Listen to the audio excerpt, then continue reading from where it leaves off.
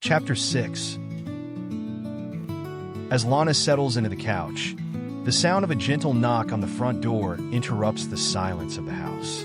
Curiosity piqued, she cautiously approaches the door and opens it, revealing the familiar face of Nick standing on the other side.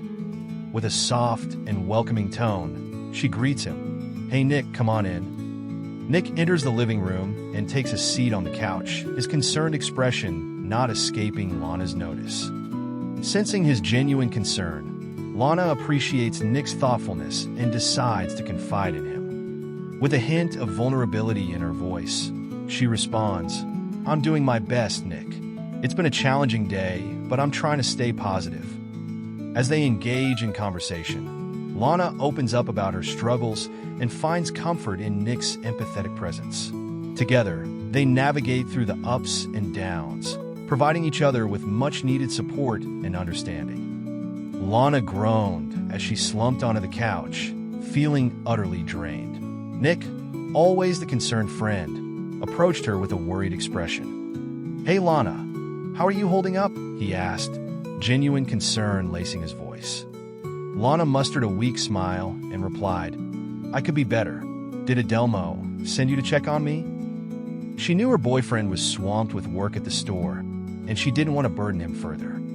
Nick shook his head, his eyes filled with sympathy. "Well, sort of. I offered to come because he's overwhelmed at the store.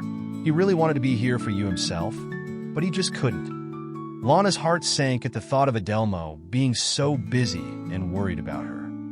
Suddenly, Lana felt a wave of dizziness wash over her, causing her to sway unsteadily. In a flash, Nick was by her side, grabbing her arm and guiding her back onto the couch. "Whoa there, take it easy," he said, his voice filled with concern. With a firm tone, Nick spoke up, determined to take care of Lana. "No, you're not going anywhere to help Adelmo. He can handle the store on his own. Right now, all he needs is for you to focus on getting better." Lana opened her mouth to protest, but Nick cut her off. "There are no buts about it. You need to prioritize your health, and that's final." Lana's voice softened as she realized Nick was right.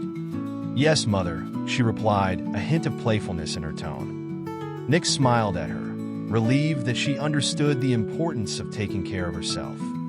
"This is for your own good, you know," he said, his smile widening. Lana sighed, her voice filled with frustration. "I can't help but feel useless like this," she admitted to Nick.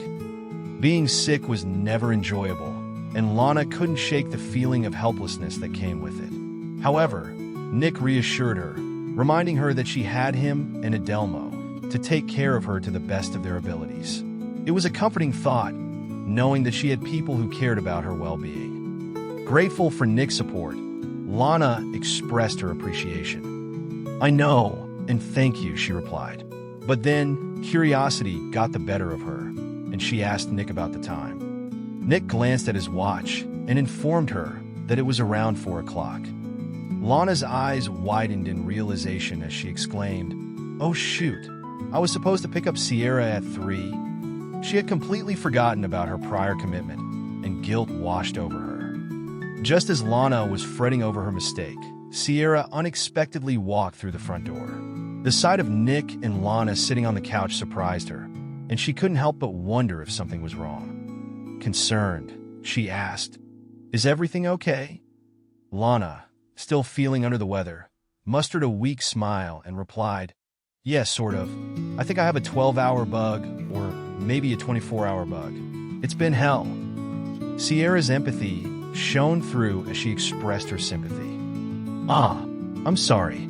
If there's anything I can do, let me know," she offered sincerely. Lana's gratitude was evident as she replied, "Thank you." Interrupting their conversation, Nick chimed in with some unexpected news for Sierra. "Oh yeah, I finally got a hold of your aunt and uncle," he informed her.